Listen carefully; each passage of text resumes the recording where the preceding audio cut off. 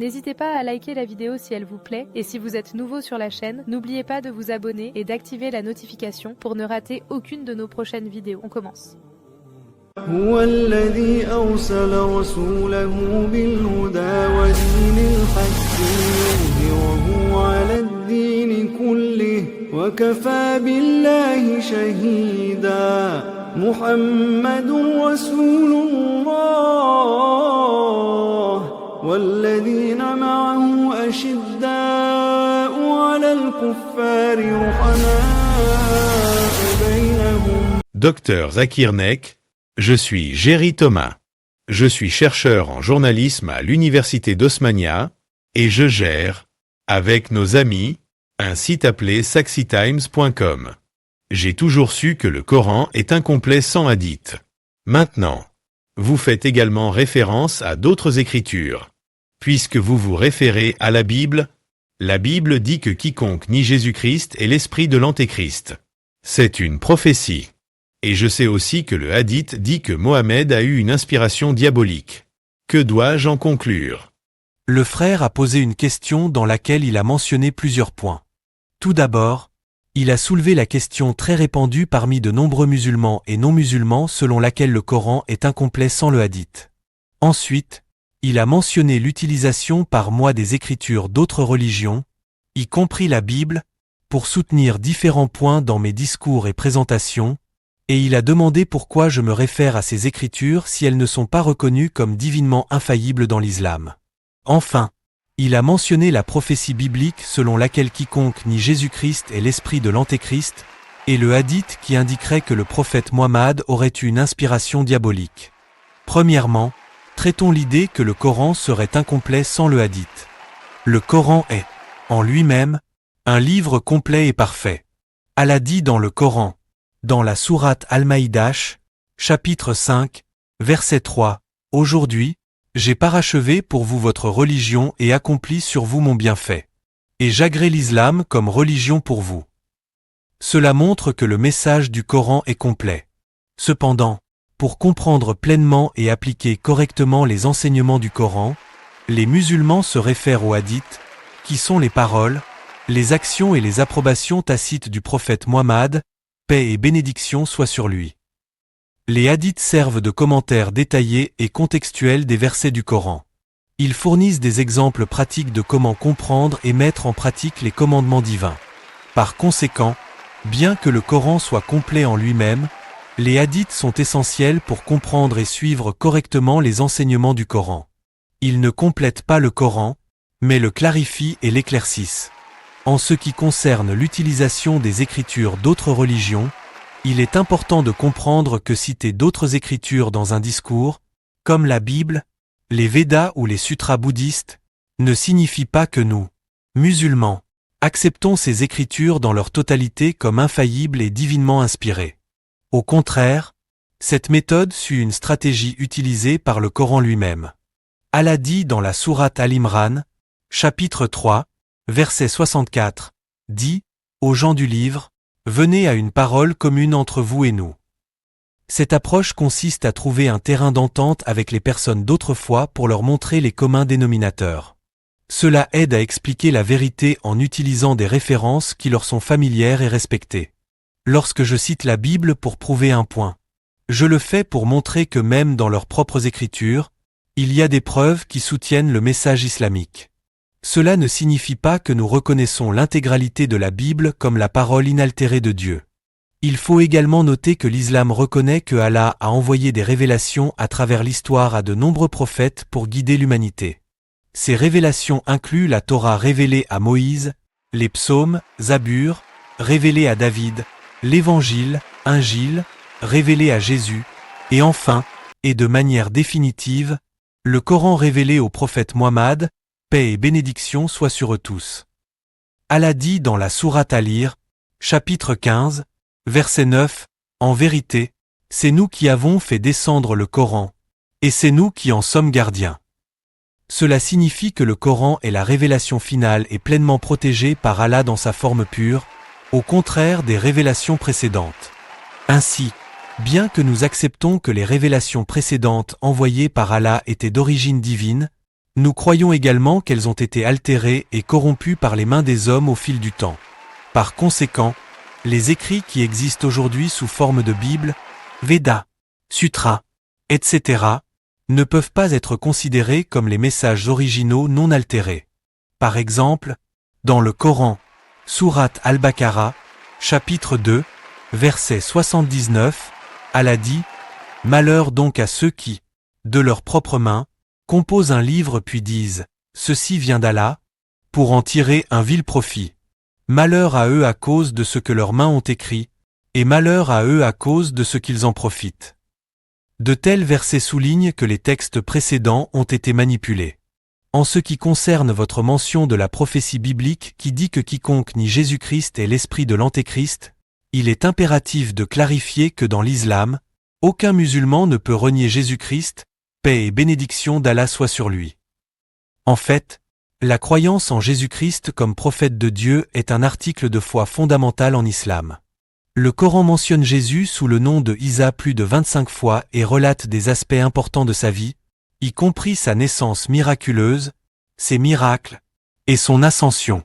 Par exemple, dans la sourate Al-Imran, chapitre 3, versets 45 à 51, il est dit, quand les anges dirent, ô Marie, voilà qu'Allah t'annonce une parole de sa part, son nom sera Al-Mazi, Isa, fils de Marie, illustre ici-bas comme dans l'au-delà, et l'un des rapprochés d'Allah. Il parlera aux gens, dans le berceau et en son âge mûr, et il sera du nombre des gens de bien.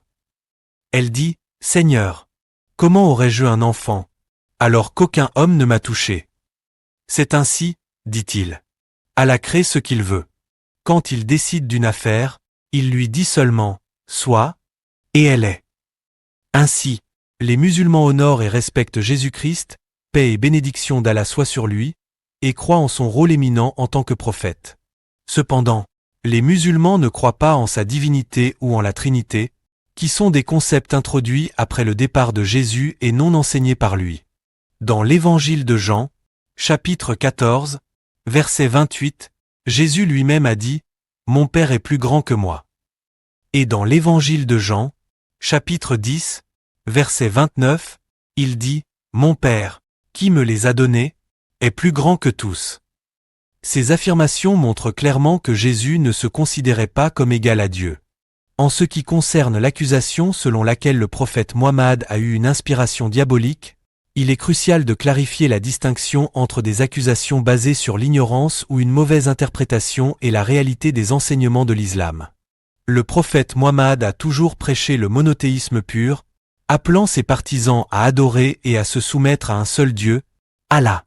Les principes fondés sur la vérité et la justice, l'appel à l'adoration sincère d'Allah et les valeurs morales élevées enseignées par le prophète Muhammad sont les meilleurs témoins de la pureté et de la légitimité de son message. En somme, la stratégie de citer des écritures non musulmanes vise à établir un dialogue interreligieux et montrer comment différents textes, y compris la Bible, valident le message islamique à partir d'une perspective complémentaire. Cependant, les musulmans doivent suivre la dernière et ultime révélation, le Coran, et les enseignements du dernier prophète, Muhammad, paix et bénédiction soient sur lui, pour une guidance complète et parfaite. La croyance en Jésus-Christ comme prophète ainsi que le respect de ses enseignements font partie intégrante de la foi musulmane. Quant aux accusations concernant les inspirations diaboliques, elles ne tiennent pas face à l'évidente vérité et la sagesse contenue dans les enseignements élevés du prophète Muhammad. En poursuivant la discussion, il est essentiel de souligner l'importance de la croyance islamique dans le message prophétique complet.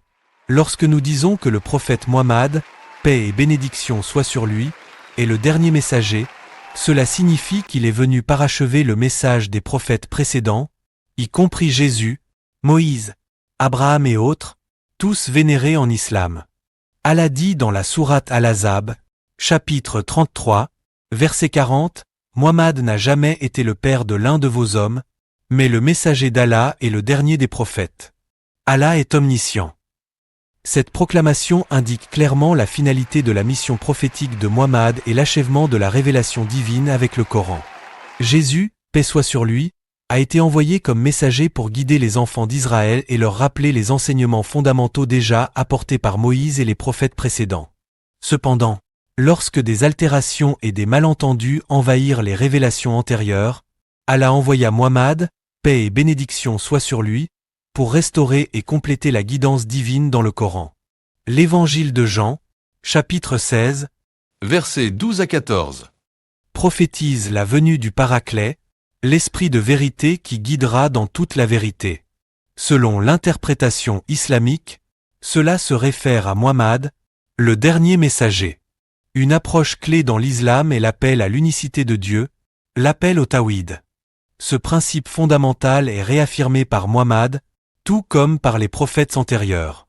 Jésus, paix soit sur lui, a toujours souligné le concept du monothéisme.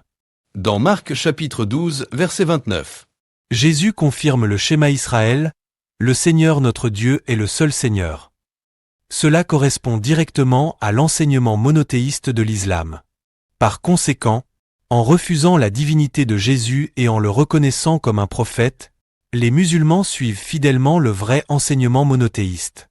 Le prophète Muhammad, paix et bénédiction soient sur lui, a mené une vie exemplaire, de droiture et de compassion.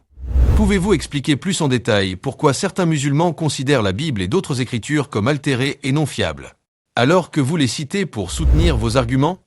La Sunna, qui englobe les paroles, les actions et les approbations tacites de Muhammad, illustre des aspects pratiques de la foi islamique.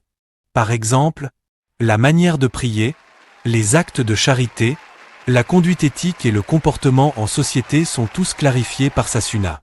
C'est pourquoi les musulmans référencent constamment le hadith pour comprendre comment appliquer correctement les commandements du Coran dans leur vie quotidienne. Il est également essentiel de comprendre que les prophètes ont toujours été confrontés à des accusations et des calomnies. Jésus, paix soit sur lui, a également été accusé de travailler par l'esprit du diable par ses adversaires pendant son ministère terrestre. Dans Matthieu chapitre 12, verset 24. Les pharisiens disent « Cet homme ne chasse les démons que par Béelzéboul, prince des démons ». Ces accusations infondées sont similaires à celles portées contre Muhammad, paix et bénédiction soient sur lui, par des opposants ignares de leur temps. L'histoire démontre que ces accusations sont sans fondement et reposent sur des malentendus et des préjugés. Allah dit dans le Coran, dans la sourate Al-Hijr, chapitre 15, verset 9, « En vérité, c'est nous qui avons fait descendre le Coran, et c'est nous qui en sommes gardiens. » Cette protection divine assure que le Coran reste inchangé et inaltéré, à la différence des précédentes écritures qui ont été modifiées au fil du temps. La pureté maintenue du texte coranique est une preuve de la nature immuable du message islamique et de sa pertinence éternelle. Enfin, la notion du dernier jour et des prophéties concernant la fin des temps est également largement discutée dans l'islam. Le prophète Muhammad, paix et bénédiction soient sur lui, a évoqué des signes mineurs et majeurs de la fin des temps, expliquant que les différents événements mèneront à l'achèvement de ce monde. La croyance en la résurrection et le jour du jugement est essentielle pour comprendre la continuité et la culmination du message divin apporté par tous les prophètes. La croyance fondamentale en un Dieu unique, en tous les prophètes, dans leurs écrits d'origine, et dans le jour du jugement est ce qui relie continuellement les croyants à la tradition éternelle du monothéisme abrahamique. Ainsi, la mission de Muhammad n'était pas de nier les prophètes précédents, mais de compléter et de confirmer leur message. Ce lien étroit entre les messages propage les enseignements de miséricorde et de justice que chaque prophète apprenait. Jésus, Moïse, Abraham, et tous les autres prophètes, sont tous vus comme des maillons d'une même chaîne tendant vers le même objectif de faire connaître Dieu et de guider l'humanité vers la dévotion exclusive à son Créateur. Pour résumer, qu'il s'agisse de la foi en un Dieu unique, de la reconnaissance de toute la lignée prophétique ou du respect des écritures divines protégées de toute altération, l'islam promeut une continuité de la vérité divine d'une manière pure et préservée. Donc, chers frères, la vérité demeure dans l'harmonie du message divin qui est en nous tous, et j'espère que vous trouverez le chemin vers cette compréhension universelle de l'unité divine et du monothéisme proclamé par tous les messagers de Dieu. Maintenant que vous êtes éclairés sur la véracité et la continuité du message divin à travers les âges, il est crucial que tous les êtres humains, quelles que soient leurs origines et leurs croyances antérieures, reconnaissent l'ultime révélation du Coran et suivent les enseignements de Muhammad, paix et bénédiction soient sur lui, le dernier messager d'Allah. Cela n'annule pas la vénération et le respect envers les prophètes précédents, mais les intègre dans un cadre plus global et définitif révélé par Allah. Que la lumière de la vérité guide et éclaire votre chemin. إن أكرمكم عند الله أتقاكم إن الله عليم خبير يعجب الزراع ليغيظ بهم الكفار وعد الله الذين